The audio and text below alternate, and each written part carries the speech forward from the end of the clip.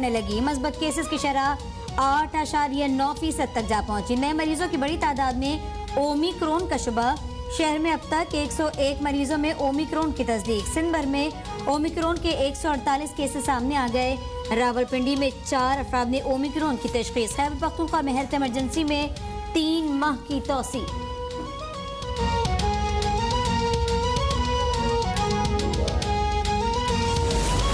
मुल्क में कोरोना से मजीद 2 अफराद जाँ बहक। 630 नए केसेस रिपोर्ट। गुज़श्ता रोज 44,198 टेस्ट किए गए। मस्बत केसेस की शरह 1.4% रही।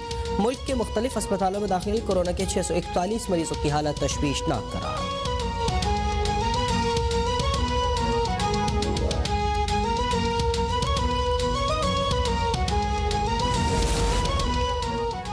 पीटीआई ने 65 में से 53 अकाउंट छुपाए। 31 करोड़ रुपए की रकम भी जाहिर नहीं की गई।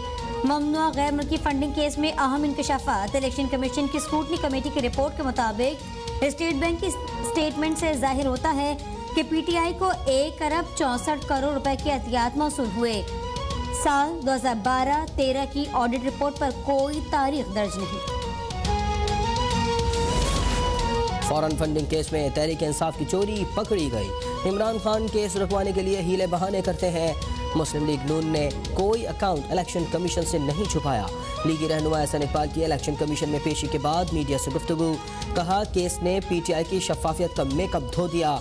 पीटीआई ने मुस्लिम लीग नून की बदउनवानी का कोई सबूत पेश नहीं किया।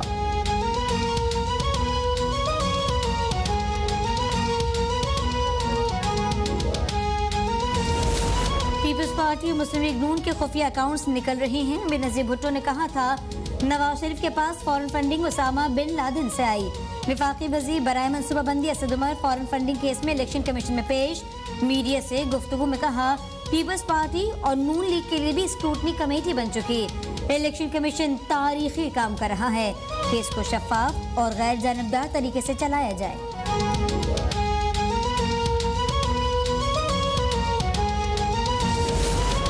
पाकिस्तान उन ममालिक में शामिल है जहाँ माहौलियात का मसला है। हमें अपनी आने वाली नस्लों के लिए ग्लोबल वार्मिंग को रोकने की ज़रूरत है। वज़ीर आज़म इमरान खान का इस्लामाबाद में तकरीब से खिताब। कहा लाहौर में दरख्त काटने की वजह से आलूदगी बहुत ज़्यादा हो गई।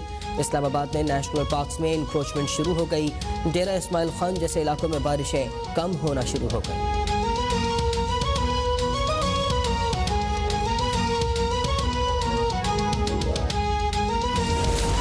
बिलावल भुट्टो जरदारी ने 5 साल में इनकम और ज़रूरी टैक्स मिलाकर 2,62,30,691 रुपए अदा किए। चेयरमैन पीपल्स पार्टी की 5 साल टैक्स अदायगी की तफसीलात जारी। 2021 में 72 लाख, 2020 में 60 लाख, 2019 में 45 लाख, 2018 में 41 लाख और 2017 में 42 लाख रुपए टैक्स अदा किया। लाहौर के बैंकिंग कोर्ट में शहबाज शरीफ और हमजा शहबाज के खिलाफ मनी लॉन्ड्रिंग केस की समाअत। अदालत ने शहबाज शरीफ और हमजा शहबाज समेत तमाम मुल्ज़िमान की जमानत में 14 जनवरी तक तौसीह कर दी। बैंकिंग अदालत का 14 जनवरी तक मुकम्मल चालान पेश करने का हुक्म।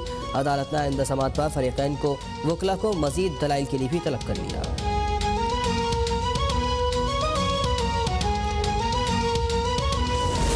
इस्लामाबाद हाईकोर्ट ने ख्वाजा आसिफ के खिलाफ 10 अरब रुपए हर्जाने केस में जिरह का हक खत्म करने पर वज़ीर आज़म इमरान खान को नोटिस जारी करके जवाब तलब कर लिया।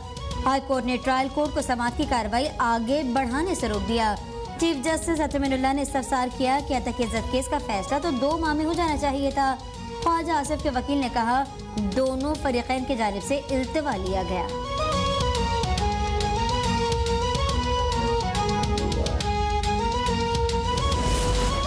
वज़ीर आज़म बनने के बाद इमरान खान की आमदन में इजाफा हुआ। पाकिस्तान 3 साल से बदतरीन महंगाई की लपेट में है। दुनिया में पेट्रोल की कीमत कम लेकिन पाकिस्तान में ज़्यादा हो रही है। LNG रेफरेंस में अदालत में पेशी के बाद शाहिद खाकान अब्बासी की मीडिया से गुफ्तगू। कहा हुकूमत ने तारीख साज कर्जे लिए। स्टेट बैंक को IMF के पास गिरवी रख दिया गया। हुकूमत के पास IMF से डील के सवाल का कोई जवाब नहीं।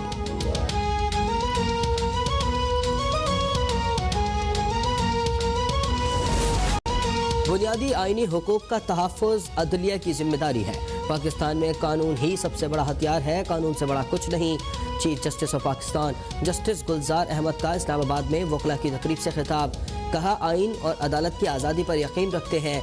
वकील और जजेस में कोई फ़र्क नहीं समझता, दोनों मुकदमे के हवाले से कानून की अमलदारी करते हैं।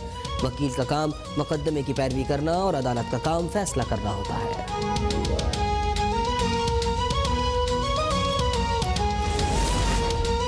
पाकिस्तान स्टॉक एक्सचेंज में तेजी का रुझान। कारोबारी हफ्ते के दूसरे दिन 100 इंडेक्स 45,000 की हद अबूर कर गया। मार्केट 503 पॉइंट्स के इजाफे से 45,390 पॉइंट्स पर बंद।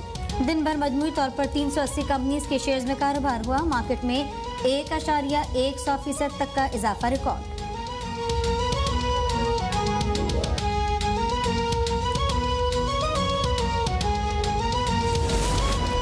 कराची के मुख्तलिफ इलाकों में बादल बरस पड़े। महकमा मौसमियात की कराची में कल गरज चमक के साथ बारिश की पेशगोई। ईरान से आने वाला हवा के कम दबाव का सिस्टम आज शाम तक कराची में बारिश बरसा सकता है। 7 जनवरी को बारिश बरसाने वाला दूसरा सिस्टम भी सिंध में दाखिल होने की पेशगोई।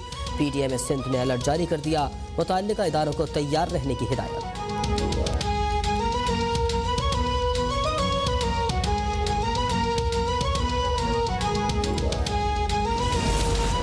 मुल्क के बालाई इलाकों में पहाड़ों पर बर्फबारी। स्कर्दू, कालाम, कागा, नारान, मरी, गलियात, एबटाबाद, औरंगज़ई, वज़ीरिस्तान और कुरम में बर्फबारी से हर जानिब खूबसूरत नज़ारे।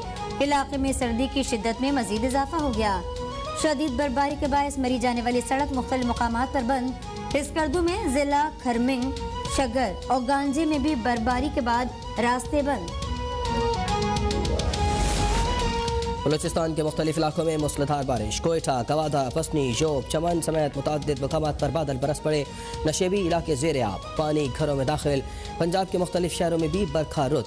लाहौर, मुल्तान, साहिवाल, दुनियापुर, कसूर समेत मुतअद्दिद इलाकों में बारिश। स्मोग में कमी, सर्दी की शिद्दत में इजाफा।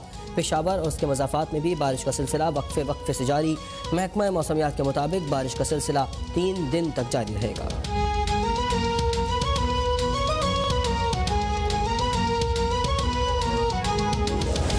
कल गवर्नर सिंध के भाई अदनान इस्माइल के बेटे को कुत्ते ने काट लिया, लेकिन उन्हें वैक्सीन नहीं मिल सकी। सिंध असेंबली में कायदे हिज़्ब इख्तिलाफ अली आदिल शेख के अदनान इस्माइल के हमरा प्रेस कॉन्फ्रेंस।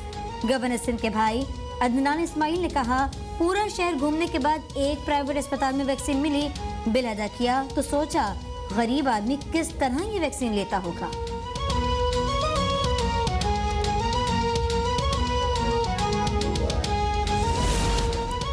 कराची की एहतसाब अदालत में स्पीकर सिंध असेंबली के खिलाफ आमदन से जायद असासे बनाने से मुताल्लिक रेफरेंस की समाअत। नैब के गवाह अजहर हुसैन अदालत में पेश।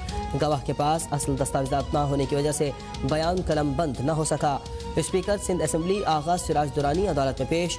रेफरेंस में नामजद 4 मुल्जिमान अदालत में पेश न हो सके। रेफरेंस की मजीद समाअत 19 जनवरी तक मुलतवी।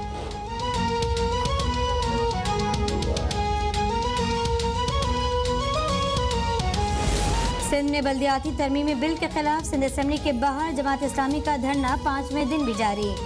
धरने में जमात इस्लामी के कारकुनान बड़ी तादाद में शरीक। सूबे के दीगर शहरों से भी कारकुनान के वफूद की धरने में शिरकत। अमीर जमात इस्लामी कराची हाफिज नईमुर रहमान ने कहा कि सिंध असेंबली के काले कानून को किसी सूरत कबूल नहीं करेंगे।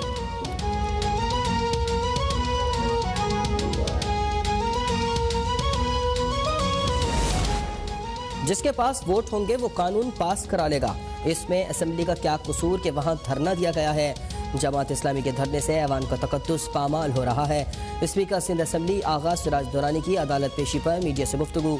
कहा, मेरा काम मुज़ाकरात करना नहीं, असेंबली चलाना है। जमात इस्लामी को धरना सिंध सेक्रेटेरिएट के सामने देना चाहिए। सिंध हुकूमत वहाँ पर होती है।